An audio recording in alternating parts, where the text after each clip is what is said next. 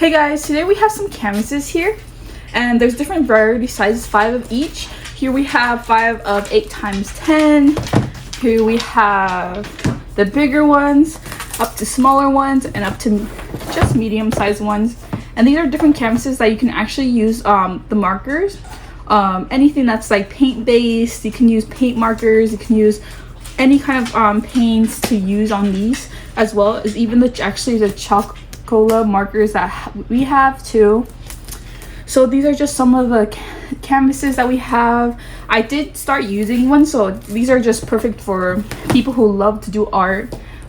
For example, I love doing art. As you can see, I did a canvas already of a character that I liked, and these are just very fun to have for birthday parties. If you have like a game, you could do these for fun. They're actually flat based too, so you can actually hang them up on the wall after you're done painting them.